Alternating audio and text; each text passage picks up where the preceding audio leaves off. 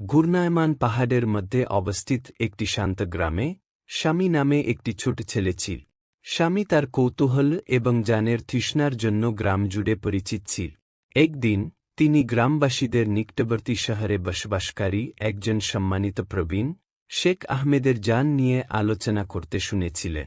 কৌতূহলী স্বামী সিদ্ধান্ত নিল যে সে জ্ঞানী প্রবীণের সাথে দেখা করতে চায় এবং তার কাছ থেকে শিখতে চায়।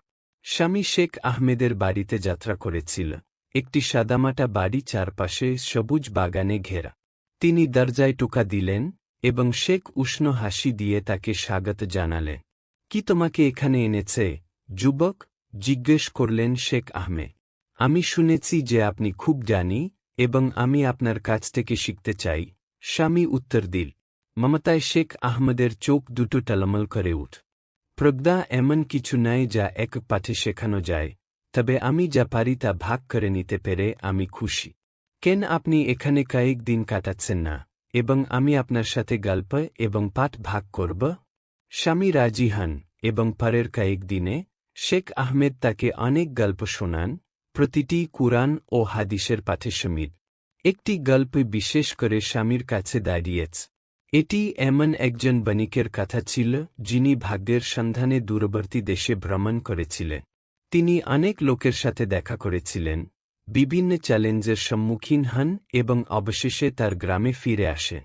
তার ভ্রমণ এবং সম্পদ নিয়ে গর্ব করার পরিবর্তে তিনি নিঃশব্দে দরিদ্রদের সহায়তা এবং তরুণদের শিক্ষিত করার জন্য তার সম্পদ ব্যবহার করে অভাবীদের সাহায্য করতে গিয়েছিলেন। স্বামী মুগ্ধ হয়ে জিজ্ঞেস করলেন, কিন্তু বণিক তার সম্পদ ও কৃতিত্ব নিয়ে গর্ব করলেন না কেন? শেখ আহমদ মৃদু হাসলেন। বণিক বুঝতে পেরেছিলেন যে সত্যিকারের প্রজ্ঞা এবং মহত্ব সম্পদ বা খ্যাতির মধ্যে নাই, বরং আমরা কিভাবে অন্যদের উপকার করার জন্য আমাদের যা ব্যবহার করি তার মধ্যে নিহিত। তার কর্মগুলি নবী মুহাম্মদ শাহ এর শিক্ষাকে প্রতিফলিত করে, যিনি বলেছিলেন, সর্বোত্তম মানুষ তারাই যারা মানুষের জন্য সবচেয়ে বেশি উপকারী। স্বামী বিষয়টি গভীরভাবে চিন্তা করেছেন। তিনি বুঝতে পেরেছিলেন যে বণিকের নম্রতা এবং উদারতা প্রজ্ঞা ও মহত্বের প্রকৃত চিহ্নিতকারী। স্বামী চলে যাওয়ার আগে শেখ আহমেদ তাকে একটি ছোট সাধারণ বই উপহার দেন। এই বইটিতে অনেক শিক্ষা রয়েছে।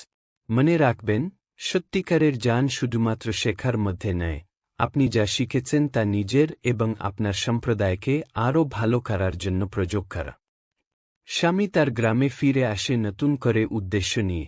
তিনি তার জ্ঞান এবং সম্পদ অন্যদের সাহায্য করার জন্য ব্যবহার করেছিলেন, ঠিক যেমনটি বণিক করেছিলেন। গ্রামবাসীরা স্বামীর পরিবর্তন লক্ষ্য করেছিল এবং তার কর্ম দ্বারা অনুপ্রাণিত হয়েছে।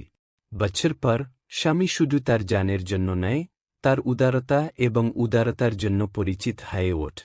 তিনি প্রায়ই অন্যদের শেখ আহমেদ এবং বণিকের গল্প বলতেন।